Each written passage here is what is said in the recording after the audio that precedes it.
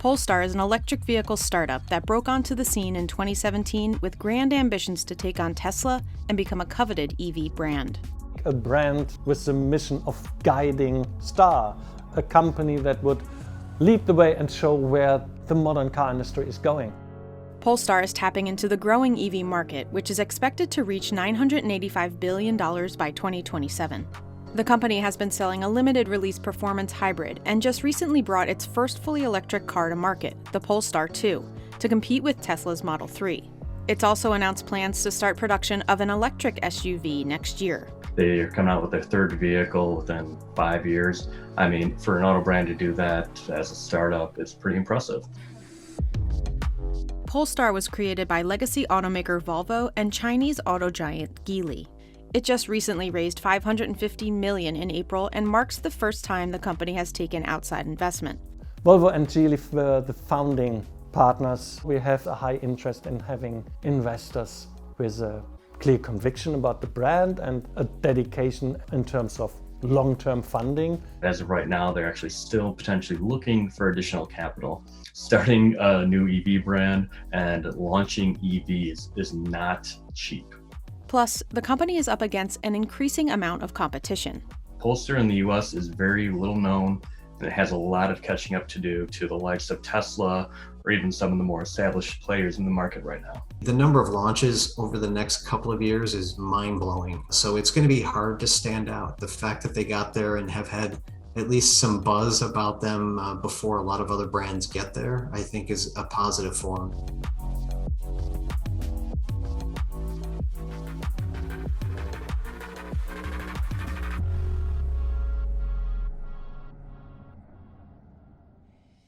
The Swedish automaker was established in 2017, but before becoming an EV startup, the Polestar name was originally known for racing. It does have a racing heritage. The thought was then let's take that brand that has some recognition and let's leverage that in a way that creates its own brand within the EV space. It isn't necessarily an EV startup like Rivian or kind of like Tesla was. It's actually backed by an established automaker like Volvo and Geely. So it essentially can operate as a startup within the larger automaker.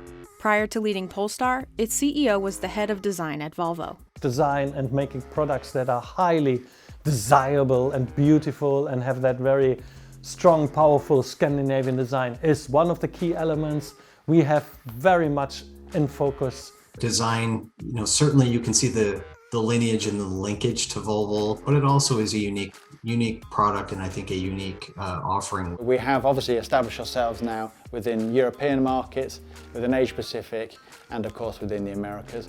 This year we've been expanding into a further 10 markets, so Denmark, Austria, Finland and Luxembourg, really linked to Belgium. We're also expanding into Australia, Singapore, Hong Kong, Thailand, Malaysia. With all of the excitement in the electric vehicle space, the company has reportedly been exploring the possibility of going public. Oprah gave out a bunch of Corvettes one time to everyone in her audience. Wall Street is kind of giving out SPACs to any EV startup that wants one.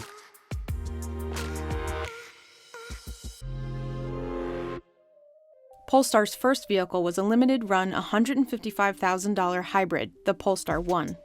2017, we launched the brand together with the car. And it is carbon fiber body on a hybrid chassis. Very unique, a halo product. It was the introduction to the world of what Polestar is. The Polestar 1 showed people we are going to do performance. It is going to have distinctive design. The automaker is only making 1,500 of the cars. It was an interesting approach to go extremely limited and then build upon that and build upon the buzz. And so far it appears to be working for them. Its next vehicle was an all-electric four-door sedan, the Polestar 2, which it started shipping last year. Polestar 2 is the main vehicle that we have available in the market. Fully battery electric. We launched with 2 electric engines, over 400 horsepower. It actually got very good reviews. Many analysts hailed it for its design and also the ergonomics of the vehicle. The interior functioned very well. It stands out in the marketplace right now. Pricing of the vehicle starts at $59,900 with different price options depending on motor and battery configuration. We launched with one model, which was a long-range dual motor. We now have long-range single motor and standard range single motors.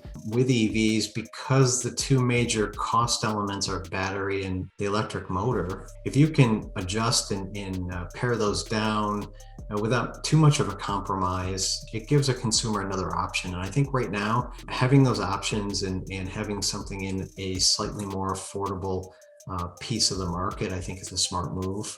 The initial rollout hit some bumps in the road. There was a safety recall due to faulty inverters, with about 4,500 vehicles impacted. Execution of a launch is obviously critical, especially with a new brand. They had a little bit of a hiccup, but certainly have rolled past that. Polestar hasn't released any sales numbers, but analysts estimate it has been selling well. The vehicle's done well in Europe, roughly 10,000 units last year. But I think the main markets for them, Europe, North America, and China, are going to feed that growth, essentially to 100,000 units and above. The company is looking to increase sales in the US with its upcoming SUV. Their CEO, he said that was going to be their new flagship vehicle, and it was going to be higher upmarket than, let's say, the Polestar 2.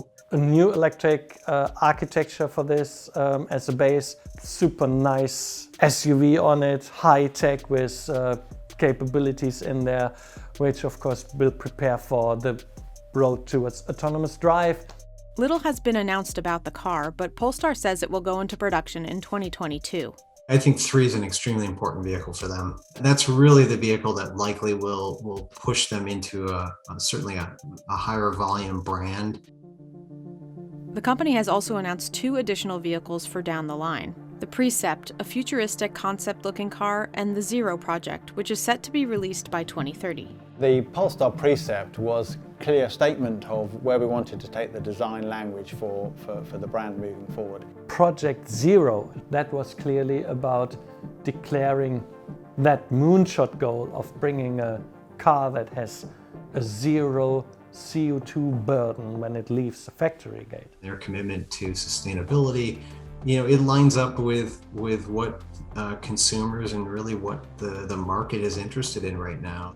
While relatively new, Polestar has benefited from its relationship with Volvo, giving it a solid foundation to build its cars. Polestar's engineering and technology is pretty sound at this point. It starts with a very good base with the Volvo vehicles. They've been praised for the safety and the technology of their vehicles, including some of the driver assist systems. We do not have to reinvent, reinvest, and do everything from scratch when it comes to logistic chains, but as well when it comes to manufacturing footprint. Polestar manufactures its cars at factories in Chengdu and Luqiao, China, and then exports them around the world. But building the vehicles in China for U.S. export has its challenges. It's the tariffs, it's the logistics of getting vehicles from China, it's the optics of having vehicles built in China and sold here. But you've got to be successful in China right now in the EV business to be successful globally. It's the reason why Tesla went there so quickly. It's the reason why GM is ramping up production there. However, its next car, the Polestar 3, will be built in Ridgeville, South Carolina, in an existing Volvo plant. In Charleston, where this Polestar 3 will be produced for the US market, and not only for the US market. They are establishing manufacturing here in the US, in South Carolina, through a partnership with Volvo. 55% of all vehicles are SUVs or crossovers, so it also makes sense for the market here. And if you're going to have higher volume, it would make sense to build it here as well. Polestar partners with LG Chem and CATL to manufacture its batteries, but there are concerns that with the rising demand for EVs, there will be supply constraints. Even with the backing of Volvo, it might be a little difficult in the future to make sure that they have enough cells when you've got larger automakers like General Motors or even well-established ones like Tesla taking a lot of the capacity depending on who their partner is.